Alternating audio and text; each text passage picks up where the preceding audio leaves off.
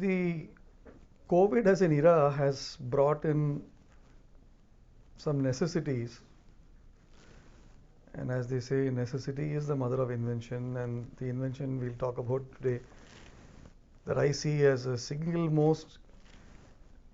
operating model change that has come in is the whole angle of remote operating model, right?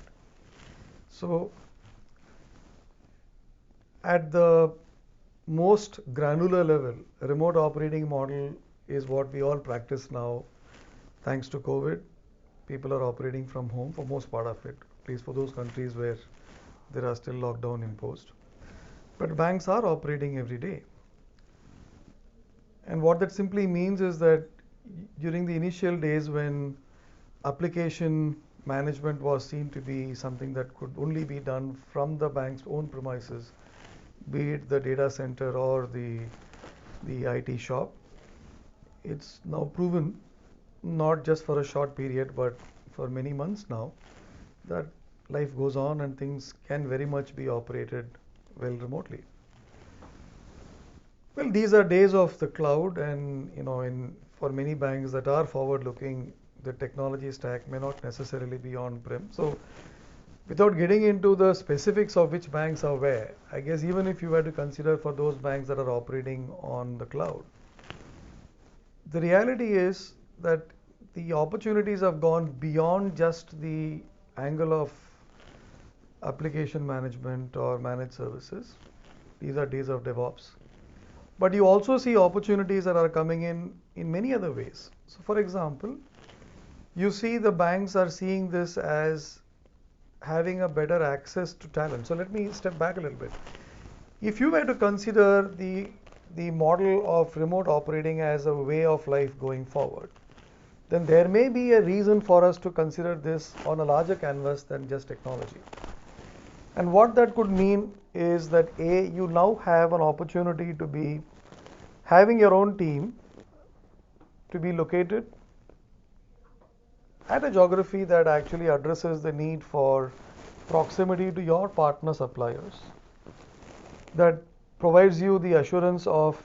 access to talent, and obviously brings in cost arbitrage. Now, if you were to take this argument forward, then what this could also mean is that if profitability is a serious factor, and it is during COVID days, especially for banks operating in higher cost locations, then considering a remote operating model may actually be more of an imperative, not just an option, but simply something that has to be done in order to address both short term and what I would call as medium and long term. To start with, many banks have actually found the benefit of having a remote operating model addressing business continuity and the disaster recovery effectively. You also see the opportunity of having people operating remotely to provide you with innovation, which